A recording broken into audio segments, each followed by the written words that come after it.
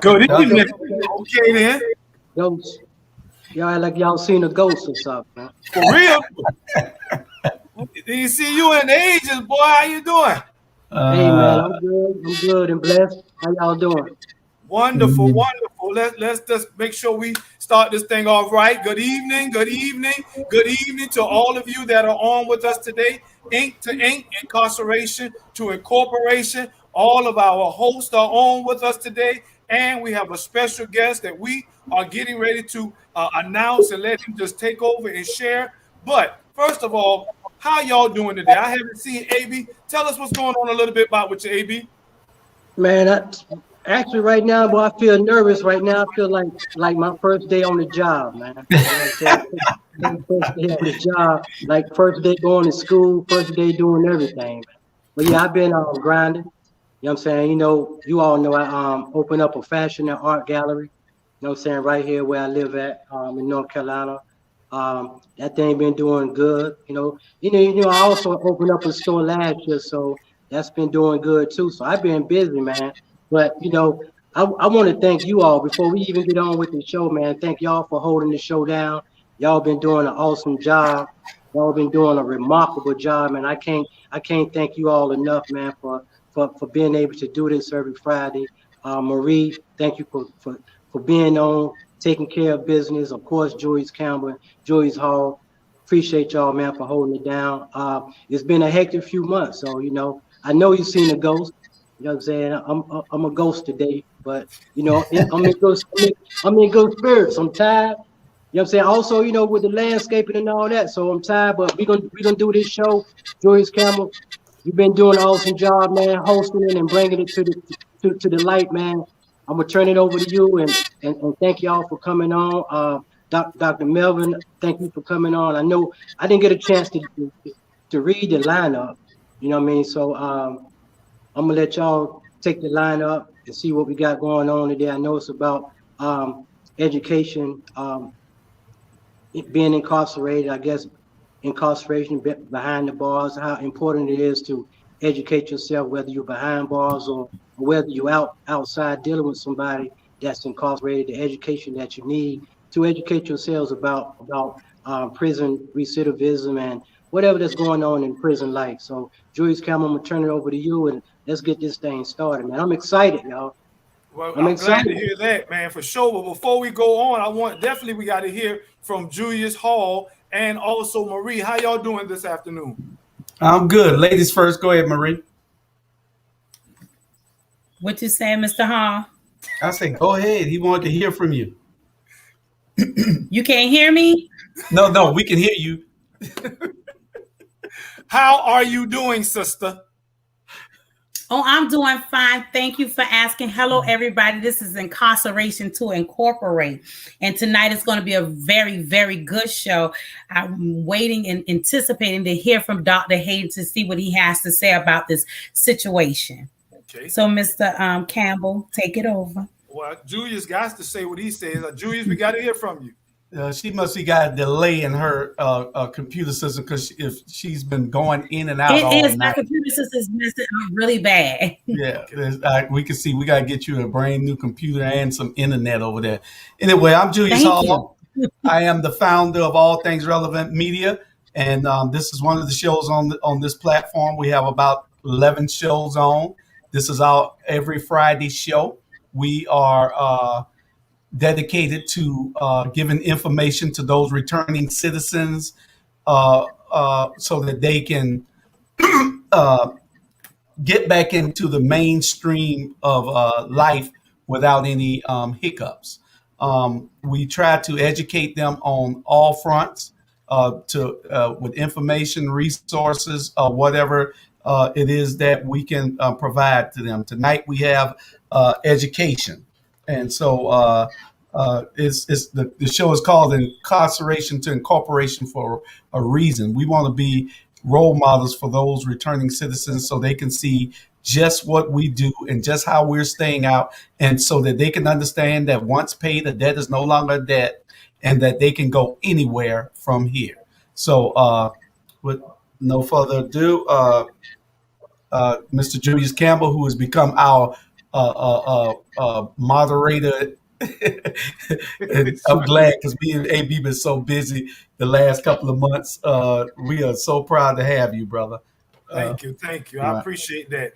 Before I introduce Dr. Hayden, I want to remind our listeners, because first of all, I am so grateful for those that join us on Facebook and YouTube and even the radio station that we have out in Jessup. And just to let you know that we are grateful for when you come on and you're here to encourage us on, because why are we here? We want to give a platform to returning citizens to do what? Change the narrative. For so long, the narrative has been wrong. People have been saying that returning citizens, those that have been incarcerated, whether it was 20 years ago or 20 days ago, that when they come home, they go right back, the revolving door, recidivism, if you will. But that is not true. By a long shot, there are many men and women who are coming home and are doing great. Their transition is smooth, and we want to give them the platform so that they can share their stories with others, because so often people feel like they're doing this by themselves. And when we talk about incarceration, there is a gambit of sections as it relates to that, from our young people that we'll be talking about tonight to our older generation as well. And we thought it important or pertinent for us to bring on some professionals, Dr. Hayden to be exact, to share with us what is going on from the young perspective, because the juveniles are really coming right on out and going right into prison. And we want to do all we can to stop that. And we believe that education is the key, hence the title, Education, a Remedy to Incarceration. So as I introduce our guest tonight, his name is Dr. Melvin R. Hayden, and he's the Dean of Students. He's also over the Chatham County public school system, building bridges, high school and middle school. And what I would like for you to do, Dr. Hayden, is, again, if I didn't do you justice, tell us who you are and exactly what you do. Okay, well, hello, everybody. Good afternoon or good evening. to everyone that's out there listening and to the panel. I really appreciate you guys having me on. Thank you for the invite, and I'm glad I accepted. My name is Dr. Melvin Hayden. I am the Dean of Students for Building Bridges Middle and High School in Savannah-Chatham County Public School System. So I work with kids all the time, work with them all day, actually. And that's just so that we can understand a lot of where they come from, building those relationships, understanding where they've been and where they want to go, how we can help them get there. They come in with no hope, and our job is hopefully that they leave with a lot of hope, with a lot of resources, with a lot of encouragement and motivation. Most importantly, inspiring them in ways that they have not been inspired in the past. Breaking the cycle from what they've seen on an everyday basis to knowing that they're different and that they can change what they see, what they've been exposed to. They can change the environment from within.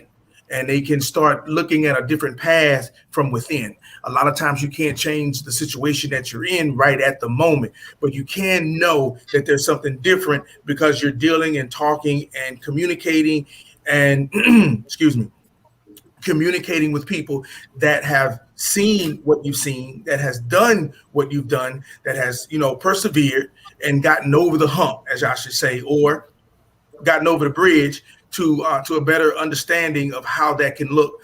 You mentioned something about kids going in, our youth going in and out of jail. You see that they're going in and out mainly because there is a lack of resources in helping them understand that they don't have to keep going back, that the cycle can be broken. But a lot of times our kids have to see the value in the cycle being broken. There's a value system to going in and out of jail. There's a value system to having this reputation of going in and out of juvenile. There's a value system. They've built a street credibility around the value system of that cycle. And so it gives them that lost sense of understanding of who they are, that they can't get out of that. They can't break through that. And so what we're trying to do through education is allowing them to see that that's just a cycle. That it's not permanent, that it can be broken, and this is how you break it. Awesome. Right. Awesome. Now we got a panel on, and I want y'all to pepper Dr. Hayden with those questions, those pertinent questions. Okay. I will start it off, and then Marie, you go in after me. Okay. Dr. Hayden, where does this passion come from? I mean, have you dealt with this personally? Have you had any encounters with the criminal justice system? I had encounters when I was 17 in high school. I was visiting a friend in the projects, and I was on my way home. Actually, I was going my way home. We were getting ready for a track meet the next day, and there was a sweep in the projects that night. Dogs, policemen, helicopters, everything. And so I think I was on the ground. It was January. I was on the ground. It was cold. Nobody cared. I was trying to explain to them where I was going or what I was doing. They didn't care about that. And I had to be there for maybe 3 hours. And that experience, shifted how I thought about where I was, the environment I was in, how I got there, what I was doing, why I was there. I actually started to blame myself for being in a situation that I really had no control over. But it wasn't me to blame. It was what the environment created within itself was why for number one was why the police was there. Number two, I had no business with that, but because I was in the environment, I was considered to be a part of the culture that had been created because of the stigma that lies within what we call the projects. And Dr. Hayden, I'm so glad that you said that, because I wanted to give an example. It's a young man that I know. He's very smart, very intelligent, right? Mm-hmm. But because of his environment, mm-hmm. he's in the juvenile right now. Because of the environment, you say the stigmatism, they can mm-hmm. be educated, they can go mm-hmm. to school every day, but if they have to come back to the environment mm-hmm. of gang violence or mm-hmm. have to be a part of because of the community that they live in, then what? Well, I can tell you right now that Building Bridges High School has graduated every single senior that has ever come through that building. Okay, Wow. we send them back to their regular schools, and they've graduated when they come with us. I can tell you that what you're saying is true because I deal with young men who are exceptional in math and science, exceptional in reading and writing, exceptional in those particular subjects that can actually lead them to a better place or a better situation for themselves. What we struggle with and put in interventions and strategies in place is to allow them to see that what you're trying to do right now will only last for right now. I need you to see past what you're doing today. I know that when you open the refrigerator and there's nothing in there, I need you to see that what you're doing is going to create a situation where that fridge will never be empty again. I need you to see that when you walk outside, that there may be, gun violence. Like you said, there may be gun violence going on around what's going on with you. But I can tell you that there are neighborhoods. You can change your own neighborhood if you decide. But if you decide to leave your neighborhood, there are neighborhoods where this doesn't happen. This doesn't have to be the norm. I have to make them realize first and foremost that they've had a traumatic experience, and we need to deal with that first. That what they're experiencing in life has has traumatic connotations. It has a trauma form. They've been introduced to a trauma that they don't recognize because the trauma that they're going through every day has become the norm. So I have to we have to reach them in a way that breaks that norm to say, this is not okay. This is not okay. And although I live here right now, I have to know that this is not okay. Well, Dr. Hayden, and another thing, they take $95,000 to house one juvenile, right? So if they would take that money, as I've said before, and put it in the poverty-stricken neighborhoods, to build community centers, to help with food and the things that children may need to make them shame, to make them want to go out at a young age to sell drugs because there's no food in the refrigerator. If they take that money and convert it back, don't you think things would be better? Things would be better, but I'm going to go back and say they have to see the value in that. They have to see the value in saving that child's life but by putting more resources into what they're doing with them, as opposed to just providing the food, clothing, shelter. We are a society that's based on social services, and our social services are built on food, clothing, and shelter. Well, let me explain something to you. Food, clothing, and shelter, that comes from Maslow's hierarchy of needs. The bottom step is food, clothing, and shelter. However, food, clothing, and shelter is not the first need that any one child has to have. That food, clothing, and shelter is a resource that provides what you need to live. But if you're talking about what I need to survive, that's internal. And that's something that comes from the village that we talk about when we're raising our kids. And we need to use those resources to widen that village out. Now, and I want you to explain that village, because so often we hear that terminology, but we don't see who that village really is. And as you're getting your answer together, let me share briefly. Caleb Chavez is watching us. He's watching us all the way from Dallas, and he's a counselor for the college WGU, an educator in his own right. And Ms. Tanya Howard Hall, she says, Dr. Hayden, good evening. She says, thank you for the job that you're doing with our students at Savannah Chatham County. And then also we have Tanya Cummings. She's on, and she says that we have to know how to challenge the law so that we can be represented well, and also that we can help to change our environment. So I just wanted to share that, and there are others that are speaking, and I'm going to say what they're saying, but tell us a little bit about that village, how to become that village, and who is that village? Okay. Yeah, you made me take my glasses off. All right. So the village that I'm talking about, it's all around us. We have to know where that village is. I'll use the example of working with my students. Well, first of all, my students come to the alternative school. They've already been kind of beat up a little bit from from traditional school because of, whether it be their own doing or just, the environment doing, or whatever the case may be. They, teaching them how to take responsibility for where they are right now at this moment in time. Second thing is, rebuilding those relationships with the parents, rebuilding those relationships with the students. Students respond when their parents respond.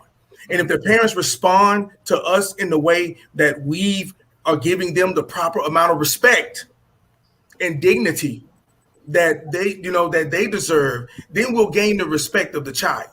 And once we regain the respect of the parent, and that they see that we're trying to help their student, and we're also trying to help them. It's a twofold thing. I never stop trying to help parents, because the parents have never stopped trying to help their kids, and I'm never stopped trying to help those kids as students.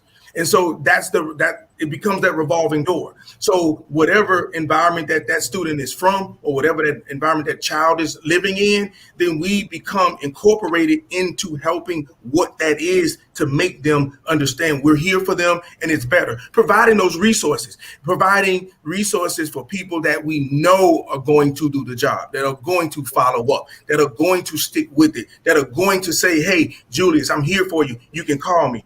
Let me know what you need. I know somebody that can help you. I'm gonna put you in contact with the right people. And if that doesn't work, come back to me. Because when we build relationships, 9 times out of 10, we're building the relationship with the person that we're talking to, that's in our face right now. And that person is a representation of everything I need, and basically everything that I need to do to get help. Gotcha. Tanya, you said earlier you said the most important thing when it comes to the youth and the community and the things and the resources that we try to get to the youth is we got to get everybody out of the norm.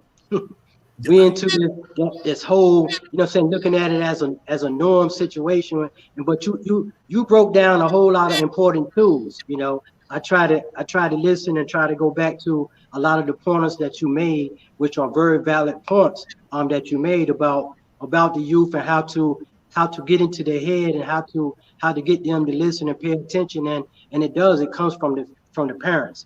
It comes from the parents. If they see that the parents are doing well, the parents are speaking well, the parents are on them about doing what it is that they need to do, then you got to teach them. You got to teach the youth how to be disciplined first, and the whole discipline comes from the family, for me. But that's a whole normal situation. So how do we get them out of the norm, thinking that it goes from this way to this way? How do we get them out of the norm, Dr. Hayden? Well, that's my thing. Well, we teach them how to see the value in their successes. So a kid graduates high school, get his diploma. I can be honest and tell you that most kids don't see the value in that diploma, because they can't cash that diploma in the moment they walk across the stage and go to the bank and get money. They have to see the value in what they've accomplished. So we have to teach them the value in that diploma and what it actually means. You can cash that diploma in the moment you get it, so that you can see the return that you've been working hard for. You can see the return that I've promised you. I promised you that when you graduate, this is what you're going to, be able to do. This is how you're going to be able to succeed. So you have to be able to see, showing them the value in that will allow them to see what you're talking about. So what you're saying is you got to show them the success first. Let them know here's what. Show them the success. Show them the successes. Let them see. Let them see that there's value in their successes. Let them see there's a value in passing this class or graduating high school, or even getting a small job. Let them see that those small successes will allow them to start building on what they see themselves as, not what Dr. Hayden sees them. Right. Showing them how they see themselves and how they can progress. I can tell you all day long, I see the value in you. I can tell you all day long how special you are. But if I show you the successes that you're accomplishing, then they start to self-actualize about themselves, and they see themselves succeeding, creating that motivation without you. And then you become a real mentor. Dr. Hayden, Ivan B. Cohen, he is on, and he says, too often those doing the planning don't seek the input from the ones that they are trying to help. What do you have to say about that? Yes, that's true. You have to incorporate the person that you're trying to help. What do you want? How do you see yourself? And it's like what I just said, allowing them to see themselves as what they think they'll be. and then giving them opportunities to see themselves as what they'll be. There a lot of times we throw a lot of careers in front of our kids that live in low income communities as careers to just do something. They're not really careers; they're jobs. And so when kids gravitate to these skills, right? It's not necessarily may or may not be necessarily the skill that they want, but it's the skill that we're telling them that they need in order to be successful. Well, it backfires on us when we don't implement their skill, what they feel in their heart, what they know they can do, and then help them, or provide with them opportunity to develop the skill that they're feeling and not the skill that we think they should be. Okay. Well, I have a hard question, and I want you. Well, it's not really a question, but it's a terminology or a phrase I would like for you to explain. What is school to prison pipeline? Okay. So school to prison pipeline has taken on many forms since it was first introduced. Okay. And so at one point in time, school to prison pipeline had everything to do with kids not attending. It had everything to do with attendance. It had everything to do with dropout. And so that created things in the community where they were getting in trouble, being incarcerated, things like that. Now, what we're saying is the school to prison pipeline has switched gears, and it's literally getting out of, going to prison. There's some form, shape, form of education going on there, and I'll just stick with juveniles because it's more rampant there in that particular case.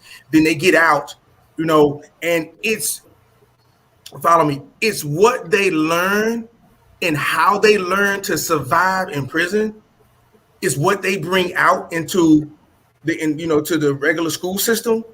And so that pipeline is really when you say school to prison pipeline, you're transforming what school is to what that pipeline is, and then it's back and forth. It's a back and forth thing. It's in a situation where I get out of prison, and if it's enough of us that get out that go into the school, we literally change the environment of the school to look like where we just came from, because that's most comfortable to us. That's where we become comfortable. That's where we become to learn how to survive. And so I have done nothing but made the environment I came out of look like the environment that I went into, which means I go back to the environment I came out of, to the environment I made to look into. And so that pipeline looks the same. There is no difference. So wasn't they at one time building prisons according to the fourth grade test scores? The third grade reading scores, yes. Third grade reading scores? Yes. Okay. Yes. Yeah. So if you miss that, the next opportunity that you get to change that, Mr. Hall, is in middle school. So if you miss that in middle school, hear me when I say this. Middle school is where you have no idea who you are, what you are, where you going, what you doing. You're looking at what people have and what you don't have. And middle school is the place where everybody's seeking their identity, which is why it's so easy for our young men and women to get involved in gangs. It's so easy for them to get involved in mischievous deeds. It's so easy for them to look at something and say, I want that at all costs, and then start to gravitate to that. Because of what you just brought up, it's the inability to not be able to read or not be able to be on the same level as my peers. And so I'd rather act up than, try to be smart around my peers. My biggest thing is that I think that these kids need a strong role model, male role model in the schools, because that's one of the problems I have with the Beacon program, is that they judge a person based off of paper instead of character. Sometimes paper relates to your character, but if a person is doing things in the community and is an asset to the community and can come into the school system and make a difference, I think that they should be allowed on a case-by-case basis to make that difference to save some of these kids. Because one thing that I've noticed is that I don't see enough positive role models. I got kids, and I was with them for 5 hours today, and I pay them to do work so they can get some value, understand what it is to work. I give them little jobs to do, but from listening to them, I see that I'm gonna need a whole lot of help. I am, and I've been dealing with these kids for 3 years, and I make a difference because I keep them out of trouble when they're with me. But I can't be with them 24/7. But we need that strong male role model in their lives, and it's more of us, people like the four men here, that got to include ourselves in these kids' lives. They're not our children. No, we didn't have them, but they are our responsibility to some degree. And that's where the village come in at, Mr. Hall. That's where the village come in at. And then a lot of times, Dr. Hayden, the village stopped caring, because the reason why I say that, I'm speaking as a parent right now, because when you take and you try to discipline or say anything to someone's child to help, then you have the mother who don't want you to do that. So, the village, back when my grandmother was alive, Miss Maybell, them could say something to me, and guess what? We couldn't be disrespectful to our elders, and we had to listen and to be respectful. These kids now, a young lady saw me sitting on the porch she was no more than 14 years old, and she was still cursing, and she saw me. So the kids have lost respect for the adults, because I feel that sometimes the adult play the role. You know how they say children should be seen and not heard, but it is where we put children in adult situations. We allow our children, we smoke, we drink with our children, so they don't know when you say that, stay in a child's place. Well, mama, here it is, you allow me to smoke weed, so how do you want me to be a child? So I'm just saying. No, you're right. We lost sight of what you're saying, because this is the direct correlation to when children was having children. Right. Correct. So when you have a 14 or 15-year-old, you're talking about 14 years later, she's still in her 20s, and she's raising an 11 or 10-year-old. So not having that direction to understand, because a lot of parents took on that role to say, okay, well, look, you were grown enough to have a child, you were grown enough to take care of it, and that left a lot of young women just fending for themselves and trying to figure out how to do this without any direction. So I understand that that's what we see, because a lot of that is what we're dealing with. Mr. Hall brought up another good point in regards to when he said putting things on paper. Mr. Hall, I spend a lot of time teaching my young men how to represent themselves on paper. A lot of us can talk our way into a situation because we're good orators. We know how to represent ourselves. If you ask me a question directly, I can give you a question directly. And I think there's a lack of young men and women, or, Black men especially, who, don't know how to effectively present themselves in a written form. And that's discouraging. So when I see that, especially amongst my young men, and I'm asking them, hey, write something about, tell me about yourself, but I want you to write it down.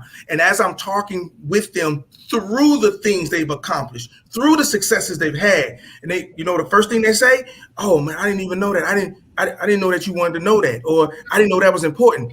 All of it is important.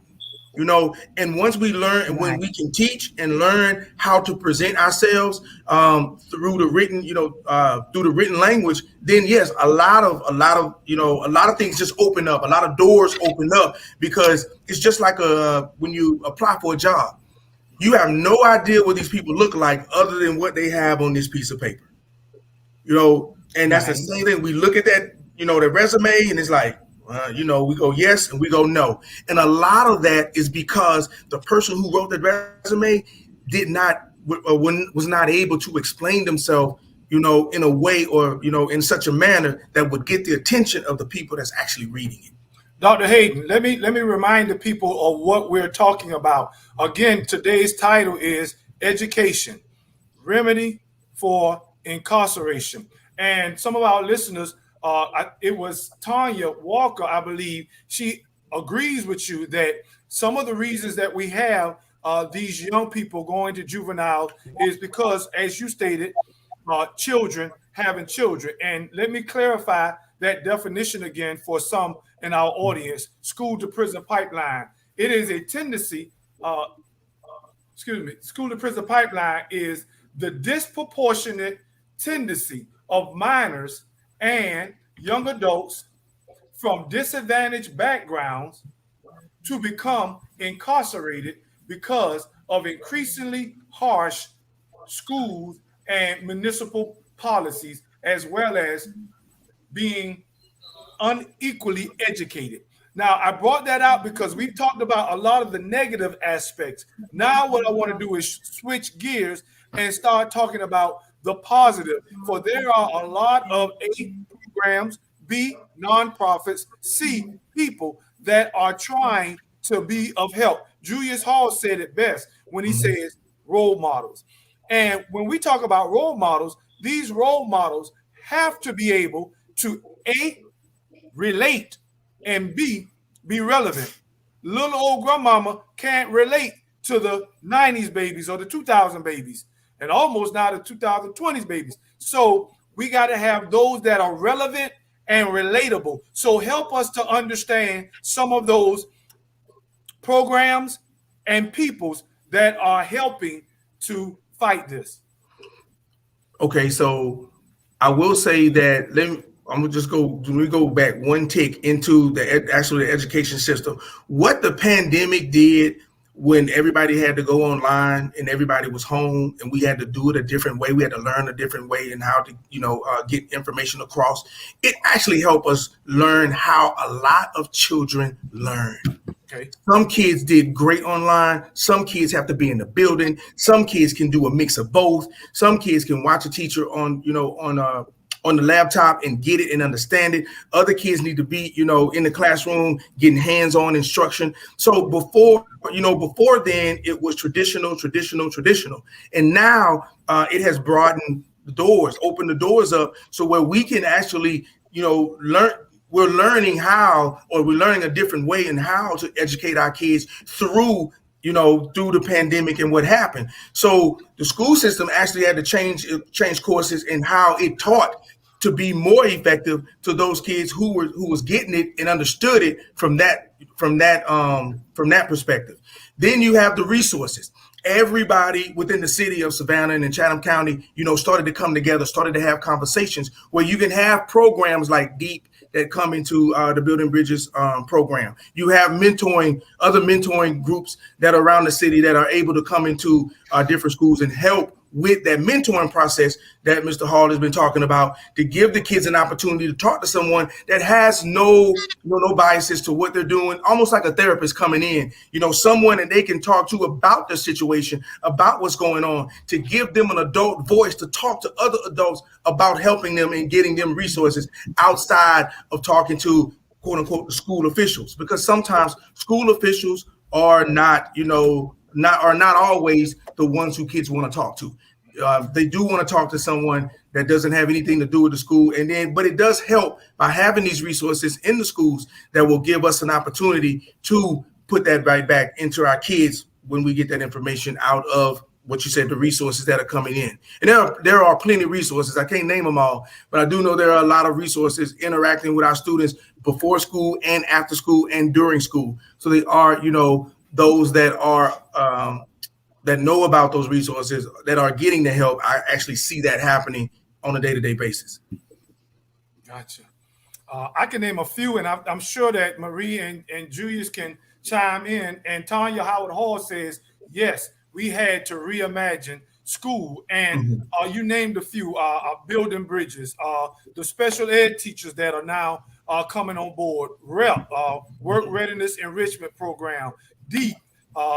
You also have Front Porch and Park Place. And since I've been working with, since I've been working with system impacted youth, I've seen a number of nonprofits come on, even the Salvation Army, Goodwill, and what's that one right there? That's oh Lord, what's the Miss Trice is over there. Oh my goodness, I can't think of the school right now. But what I see is there are people coming out the woodworks to help. What I would like for you to do is tell them or us how we can be of assistance. Of assistance, time. Most kids, I would say that when it doesn't matter how much time you put into a student. If you're not consistent, you lose them. You could come every Tuesday for 10 minutes. Do you realize that kid is going to look for you every Tuesday for those 10 minutes? They're going to look forward to those 10 minutes. They're going to know what they want to say in those 10 minutes. They're going to know how they want to interact with you, what they want to talk to you about. They want to be a part of what you have going on with them for 10 minutes. And anytime you can be consistent with whatever how much time you have to spend with any student, if you're going to volunteer, make sure you're consistent. Make sure if you're going to go on Monday that your schedule is 110% clear every Monday or every Tuesday or every Wednesday or whenever that is, because that is where the impact lies. That's where you see the most impact. So do you have information? We're going to put that in the chat too for those who would like to be of assistance. I know you have talented individuals with power that they're looking for males. Julia said it. Yeah, he said males, yes. It's so hard to find men. As a matter of fact, Tanya just sent me a text and she says, what do you think? And this question is to you, Doctor. She says, what do you think about dads on duty? It's a group of about 40 dads who roam the campus. Are you familiar with that? Yes, let me tell you something about dads on duty. Dads on duty allow not just young men, but young women without fathers as well see men in a not just a positive role, but a responsible role. And that is so key. Responsibility and accountability creates motivation, inspiration, and positivity. When you see men being responsible for whatever they decided to be responsible for, and they're holding themselves accountable to that, that makes the biggest impact on any young mind, especially a young mind who has not been introduced to that. They look for it, they want it. I can tell you right now that half of those students know exactly how many dads are out there. And if they're missing one or two, somebody should get, hey, you guys had 40 yesterday. You only had 37. What's going on? They notice that. They take notice that, and they feel safe. It's a comforting and a very safe feeling to have that, that going on at the school at any given time or any school at any given time. When Mr. Hall said, I'm going to go back to you, Mr. Hall, one more time. Anytime you can have men who are taking responsibility for any plot of land, or just any school, any dads that are out there that are taking responsibility by showing up to the schools, having a voice at the school, being accountable to their kid and other kids as well, being responsible, to their kids and other kids as well. It's a major impact. It's a major, major impact to have men show up and show out. Awesome. Marie just I'm said, sitting here. Hey, I'm sitting here listening. You all from down there in Savannah, in that area, Savannah, Georgia. I'm up here in North Carolina. But it's a similar situation going on in the communities here as well. You know what I mean? And the same educational system. The formats are pretty much the same, but similar. You know what I mean? But they all different. But it still boils down to the true value of it is the children, it's the youth, it's the community. It's the village. You know what I'm saying? Whether it's in Savannah, whether it's here in Wilson, North Carolina, whether it's wherever, you know what I'm saying? It's the same system dedicated, you know what I'm saying, and promoted and targeted to the community and specifically the Black community. So I always bring this question to the people, like, where do we see this going with all these programs that we're trying to do to make positive change, whether it's in the community, whether it's in the household, whether it's in the school system? where do we see all this change in the next 5 to 10 years? What do you have to say about that, Dr. Henry? I would say, first of all, first and foremost, if you want to see real change, don't bite off more than you can chew. Know exactly what you can do and how effective you can be with what the resources that you have that you can do. Because there's plenty of, look, we always need resources, and we don't need to shun resources out. But make sure that if all I can handle is 10 kids, let me make sure that I'm going to do the job with these 10 kids, that I know that I can make an impact on them, and let the next resource do that, and the next resource do that, and so on and so forth. In the next 5 years, I see it being, if we can hone in on that, we can be extremely successful. Especially starting in the elementary school. I do believe in front loading. I do believe in starting in the elementary, catch them while they're young, and give them a lasting impression. I have lasting impressions of the men who targeted my life and did a lot of things, positive things in my life in that elementary sector, And so when I went to middle school, I was looking for those same men, and I found them. They were there.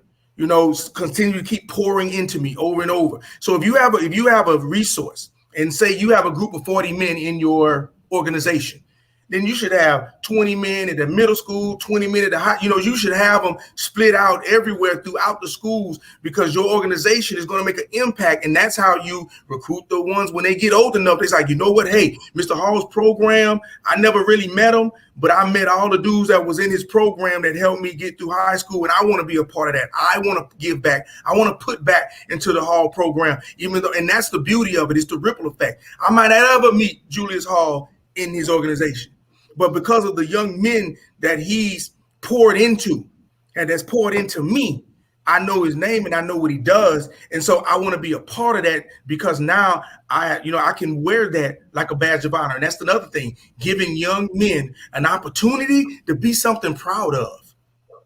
Right. You said it earlier. You said, hold on, Joyce. You said it earlier, which was very important. You said that the middle school, that's the trap off. That's the trap off era. Mm-hmm. You know what I mean? Like you just said, that's where it started at, in the middle school, in elementary school. That's the trap off era. So we catch them at that era, at that age group. You know what I'm saying? I think in the next 5 to 10 years, we start them off with that. By that time, they reach the teenage, adult life, bypass all of that incarceration, bypass all of that gang violence, bypass all that negative stuff in the community. Do you realize how important it is? What I said earlier, do you realize how important it is to give a kid 5 minutes or 15 minutes on a specific day that they'll look for you? They'll want to make sure that you're proud of them. They'll want to make sure that they're doing something good, especially for a young man who doesn't have a father in the home, how important that is. And then guess what? You got to, and this is the reason why you got to be very careful, because the moment you don't show up or you stop showing up, then man, you just abandon him like everybody else. And that just throw him in a tailspin. So guess what? Guess who's on the corner waiting to show me love? Yeah. Right. Yeah. How do you get the help from the men that are relatable and relevant? There are organizations called Credible Messengers, Mentors, or Life Navigators, Good Guides. There are so many credible mentor groups that are out there that are trying to give their assistance, but there are some background issues. We ought to know that the very ones who started the problem are now trying to be a solution to that problem, and their testimonies are relevant and relatable. How do we help them get the opportunity? I actually think, and I'll tell you, one of the things that Building Bridges has does with exactly what you're talking about. You invite them in to give those motivational speeches. You invite them in to give the talks. We've had plenty of people that come in with colorful backgrounds that have been able to, facilitate a group session, to talk to our kids, to let them know, that this is where I started and this is where I ended up. But all those different organizations that you just named, all those different resources that you just named, they have to reach out to those places, to allow them to come in, and just give them the platform to say, hey, we're going to come in, got a group of 5. Well, each guy's going to talk maybe 15 or 20 minutes to your students, to that program, and then allow, and this is key, allow the students to gravitate to those they feel they connect with. That's important. Just putting somebody in front of them does not help at all. Allow them to ask the questions, and most students aren't going to ask questions till it's over. And they don't want to raise their hand in the middle of it. They're going to ask questions when it's over, and allow that space and that opportunity for them to gravitate to those that they feel like said something that struck a chord that can change their life. Awesome. We get ready to turn this corner. So as we get ready to come to an end, I want you, Dr. Hayden, to speak to 2 types of people. Number 1, educators. There are many men and women who are on the front line, as you are, Dr. Wright, and that are doing everything they can, and sometimes they feel like they are not seeing results or that they're underappreciated. I would like for you, as we come to the conclusion, to speak a word of encouragement to them. However, I also want you to speak to returning citizens, just as impacted and just as involved men and women who come home and they are positive, they are productive, and now they just want to share their lived experiences. I want you to encourage them as well, to let them know that they can be a part of that village. So speak to 2 of those audiences for us. Okay, so I'll speak to the educators first, and I'll say this. We have come through the most unprecedented time that we've ever have in the history of America as in our lifetimes thus far. And it has taken a toll on every last one of us.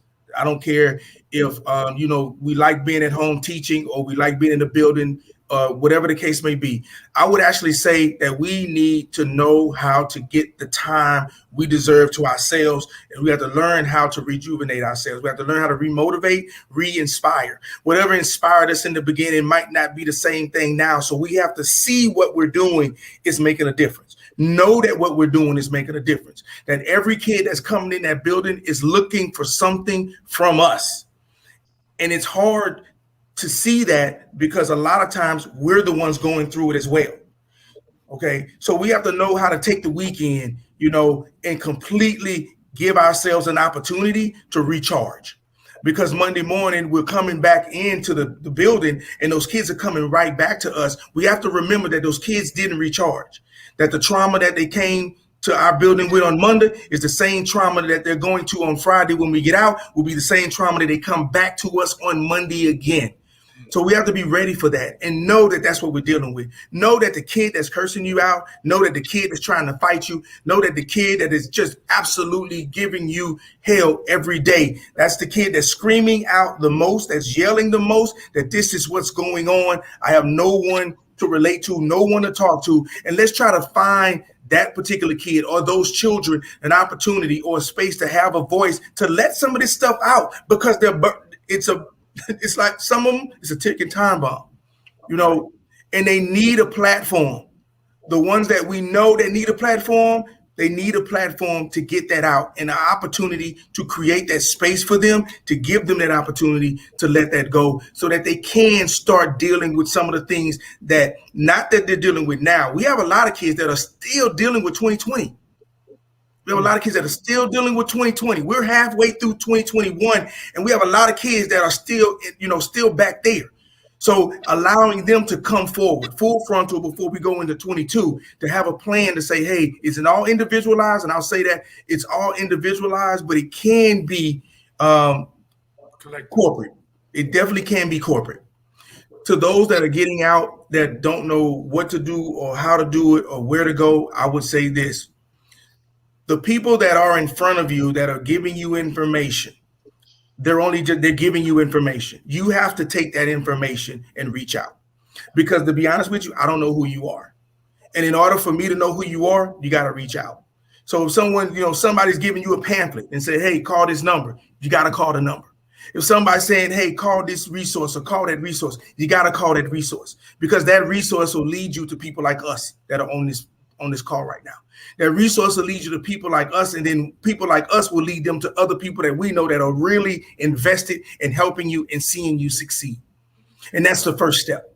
You got to take the first step. You can't sit at home, and just wait for one of us to knock on the door, because 9 times out of 10, it won't happen. So I can tell you, if you take that first step and make that phone call to whatever resource that you've been provided, whatever way or whatever direction that they're trying to get you to go in that direction, try it out, see that it's working for you, see that it can work for you. Everything that's being put in front of you, it actually can work for you. You know why it can work for you? Because you're going to work it.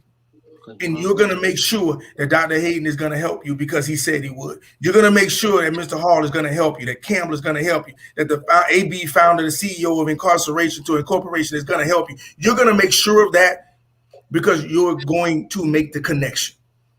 And that's what it's all about with that, Pete. The connections are how you succeed. Thank you, brother. I appreciate that. As we come to a close, Julius, AB, of course, I want you to say what you got to say in closing, but I just want to leave this thought process. I appreciate you, Dr. Hayden, for coming in, allowing us to know that education is a remedy for incarceration. I always love to say this slogan. This is true, that we may have all started out wrong, but we can all finish strong. And I see that that's what all of us have in common on this panel right now. We are finishing strong, and we want to help others to finish strong as well. Marie also. So I just turn it over right now to Julius and AB. Again, thanks, Dr. Hayden. One last thing. If we can teach our children how to turn their pain into passion, we win. That's correct. That's correct. Those are my parting words. Well, I just want to say that, one thing that you did say in your closing just now, Dr. Hayden, was very important. And Julius Campbell, he talks about it every single day. It's connecting the dots. Yeah. You were absolutely correct. I can't help you if I don't know about you. Right. So you got to reach out to me for help so that I can be a resource to you. You never know who I know that might can help you. Yes. You know, so that's what it's all about. You can go anywhere from where you at. Don't think that you can't. Society wants you to think that it's over, that you're no good to the world anymore, but that's not true. It's not true. That's right. Your debt is paid, move on. But you got to believe and seek that help because it's out there. Somebody help you. You just can't give up because somebody said no at first. You got to keep striking that stone, and things will turn for you. Yes. AB? Hey, Dr. Hayden, everything you said from the beginning of the show all the way to the ending of the show was on point, and is exactly what we needed, exactly the reason why I started Incarceration to Incorporation, because of the resources that is available out there. You brought on a lot of resources. You brought on a lot of thought process on how to get resources, and this is what this platform is all about. So I thank you for coming on to give all the information that you got to give about the education system, about the youth and especially the juveniles. You know, it all starts back. It don't start forward. It starts back. You know what I'm saying? On the back is those at the back of the line are the juveniles. You know what I'm saying? So everything that you brought up from the beginning to the end is exactly the reason why I started Incarceration to Incorporation. Good. And I introduced it to these brothers here who was able to see what I wanted out of this. And as you can see, every Friday from 6 to 7, these brothers and Marie has taken on the opportunity and they run with it. They took it on and they doing a hell of a job. So I thank you for coming on, Dr. Hayden, with all of those resources, with all those good words, all those encouraging words, and they enlighten. A lot of that stuff enlightened me. Like I said a few minutes ago, you all in Savannah, Georgia, in that area, and you know, but I can relate. I can relate because that goes on in every community throughout America. It goes on in all the communities, especially the Black community. So that's my point on that. That's the reason why this platform is so important. And I thank you for coming on, giving all the information that you got to give. Appreciate You're you. welcome. Okay, thank you, Dr. Hayden. We're going to extend about 10 more minutes after you leave. We have a Okay. caller on the line that's calling and wants to tell his story, because that's some of the stuff that we do. We have callers from time to time call from prison to tell us what's going on in there, anything that we can help with, to tell their story, to express their concerns about what's happening there. Because believe it or not, a lot of guys help to guide guys and steer them right while they're in there. So Right. Yes. that's part of it also. We can't think that we can do it all out here, because Yes. some people are going to slip through and go, and they got to have that guidance. Man, that's to a good come. point. Yeah, right. So, but we appreciate you, sir. Okay. And Thank we'll you for look having to me have on, you back. Julius. Yes. Anytime you need, Mr. Campbell know how to get in contact with me. I see him twice a week. So anytime, I'll be more than happy. Thanks so much for having me on. I really appreciate the opportunity. All right. All right. Thank you, sir. Thank you. All right, caller, you on the air. Yeah, hi, everyone. My name is Terry Robbins, and I notably go by the name Chanton. And I know one of the guests, he and I are close friends, really close friends. I grew up in Wilson, North Carolina. So I was talking to my guy, my friend, AB, and he thought that it'd be a good idea if I called in and share a few things with you guys. So I just want to say thank you for having me. Thank you for calling. Thanks for coming on, Terry. Hey, look, tell the people, man, what it is that you're calling about, where you located at, and some of the things that we can do to put your story out there and to give you some of the resources that we have to help your case and what you got going on. Let the people know that's viewing, man, some of the things that we need to know about what's going on with your case. All right, so like I said, I'm from Wilson. I'm born and raised there, and I think my story is certainly one of dysfunction. You know, a lot of us in our neighborhood, we come from single-parent homes. My mom was a single parent. My dad was available, but not always around, you know. And I had a lot of influences in my life, especially my older brother. He's like 2 years older than me. And I guess he and I both suffered from the same symptoms, that we didn't always have a stable male figure in our life. We had uncles and those things, but my dad wasn't always around. And so my brother took to kind of follow some influences in the streets, you know, guys that were older than him. By me being only 2 years younger, I looked at him as a role model, I looked at him as an influencer. So the things that he kind of got into kind of steered me in some directions, you know, that I would have chosen could I do things differently. But as it is, I kind of ended up in the streets, you know, at a really young age. And I was a drug dealer. And there's some other mischievous things like vandalism and those type of things, trying for the sake of being cool, for the sake of being accepted. Because I think that I was kind of put on the outs with a lot of social groups, and I was willing to do anything to fit in. And so I found myself doing some stints, you know, in prison. Again, for the sake of acceptability. I just wanted to be popular. You know, so this is all about the reputation and those things. And I had some years when I was out in the streets. I worked steady jobs, but the jobs didn't suit me. You know, my calling was the streets. So I just kind of stayed out. My later years, I was out in the streets, hustling, gun toting, doing all the things that I thought fit the mold, fit the gangster mold, the thug mold. And unfortunately, there were some circumstances that took place where my name came up in a murder trial, in a murder charge. And it led me to death row. And so since I've been here, lately I've done a lot of podcasts, and there's this theme that we are putting out there. That's prison reform. It's redemption after death row.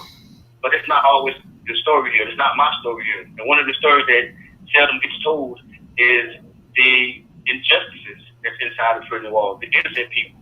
There's guys who were here with me on death row for 28 years. They're out there in the streets with you guys right now.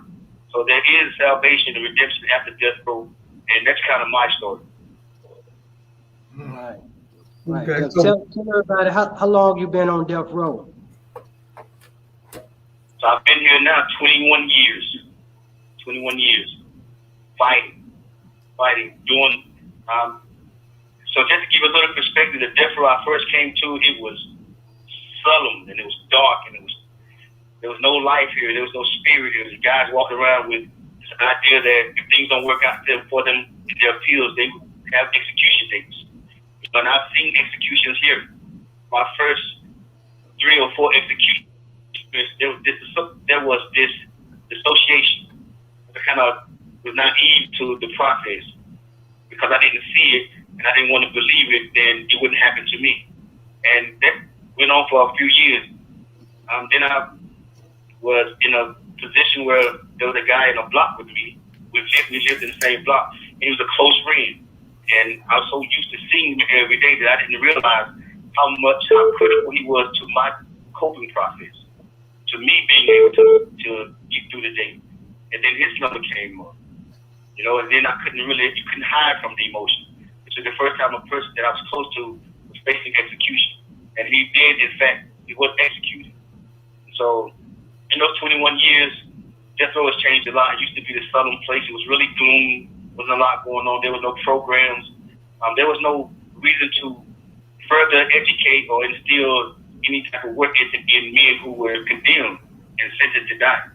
But then in 2014, there was this professor, he's a doctor, and his job was to come in, try to repair the mental deterioration of death row. Because I tell you, it certainly is a lot of mental anguish and a mental deterioration each day. And this guy came in and he offered us programs like houses of healing and social psychology and chess clubs. We had drama class. We had speech and debate. We had Toastmasters. We had all these different programs. And then that's when death row took on a different form. And started to see guys who really showed that even after tragedy, we as people are still savage. That there is humanity on death row. And one thing I know for certain is that time can change anybody if you want to be a part of change. And it seems like you have incorporated that into your mental capacity, that it is a time that we change, because time will make you realize all the mistakes that we've made in our lives. What is the status of your case now? Well, I am fighting a wrongful conviction. I've been fighting now for 21 years. And again, I tell the story of death row and how what it takes to get through death row. But my story isn't always everyone's story. And my case is in the appeal state, in the stages of my case, and it's in Wilson County Superior Court. It's called the MAR. This is the stage where a lot of guys, if there is a possibility for us to get help, this is usually the best stage. The downside to that is death row cases drag out. They take a long time and they cost the taxpayers lots and lots and lots of money. And an average death row case can take anywhere from 20 years for it to meet its last appeal. I've been on this stage of my appeal for 18 years now, and it hasn't been a lot.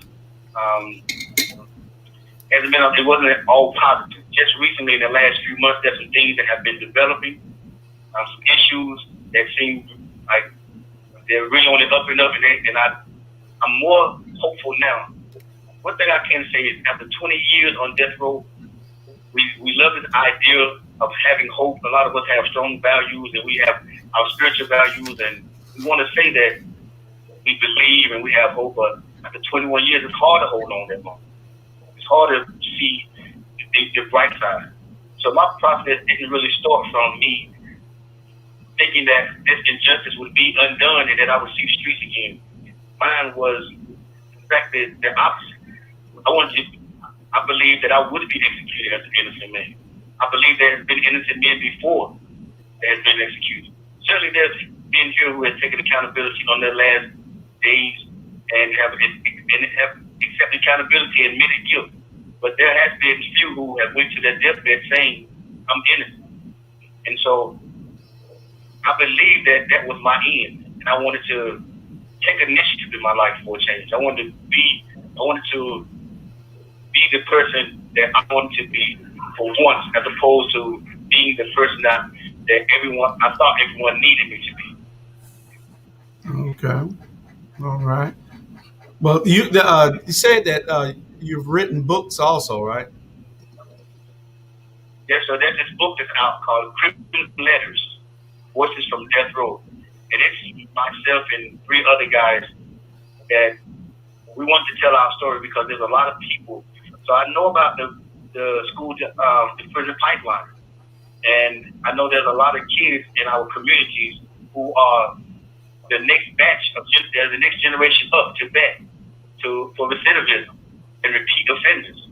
And so we wanted to take the initiative to give back by sharing our and hoping that there's some people that's on the outside who can read these stories and see some parallel and resonate in some ways, and then hopefully they can gain from our stories, see our outcome, and then possibly invoke change, especially invoke thought.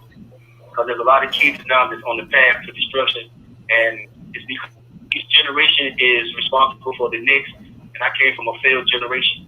You know, a lot of guys let us down. And I think that system is being perpetuated. That we are now a generation who isn't taking accountability.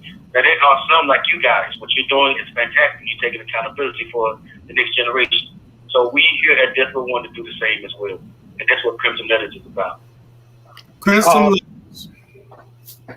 Julius, make sure you put that inside the chat room so that we can, let people know about that book and purchase one or more copies and share that. As you stated, I myself would love to see that book as well generated to different groups when it deals with our justice impacted young people so that they can hear those stories. But I want to say this one thing too. I don't want in no way to minimize what you are enduring. But I do want to say this. Do not allow what other people think about your value to affect yours.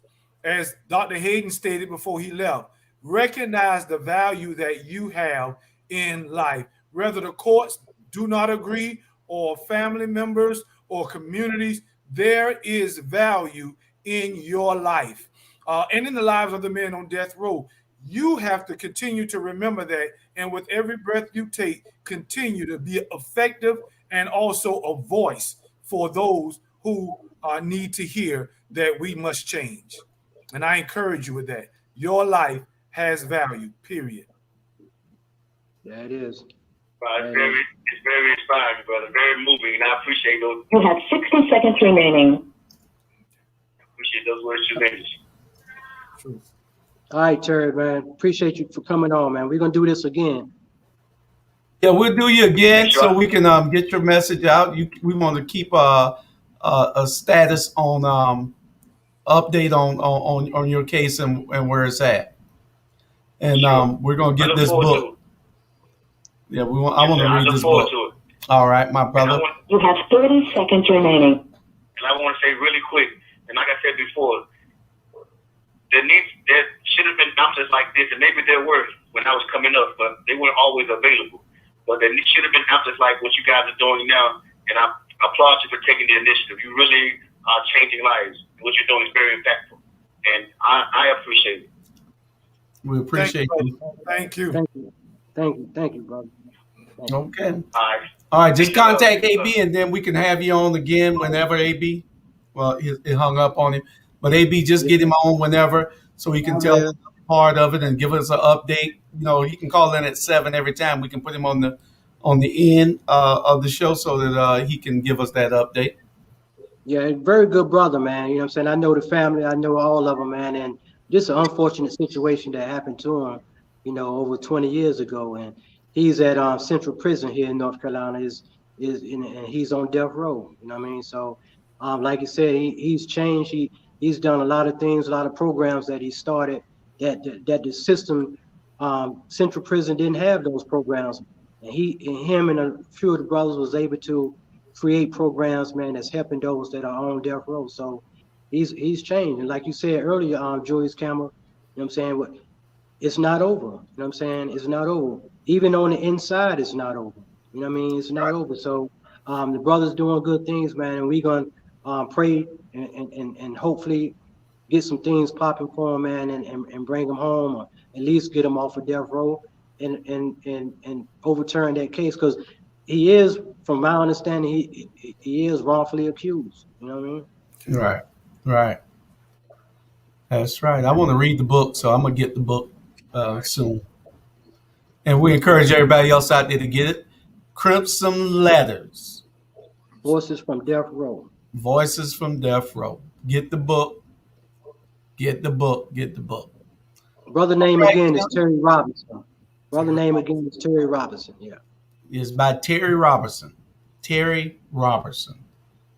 Crimson Letters. Yeah. Voices from Death Row. All right, my brothers. Another great show, and I appreciate y'all. And hey, I appreciate y'all, man. I appreciate y'all for, again, man, continuing to hold it down. In my absence, I was going for a week. A week. Yeah, a week. Yeah, I heard it. For a long week. You know what I mean? But I appreciate y'all for holding it down, man. All right. Yeah, y'all. Hey, what are y'all doing tomorrow, man? I'm gonna have to reach out to y'all on a conference call or something, so we can get this other ball going, man. For this reality show. So y'all. Oh yeah, we do. Y'all stay tuned. We are in the works of doing a reality show for Incarceration to Incorporation. We are in talks to do a reality show, Incarceration to Incorporation. We'll give you more details on it next week, I guess, and after we have our discussion on it. So we'll update y'all on that later. Hey, Joey. See you good night. All right, y'all have a good one. All right, see y'all later.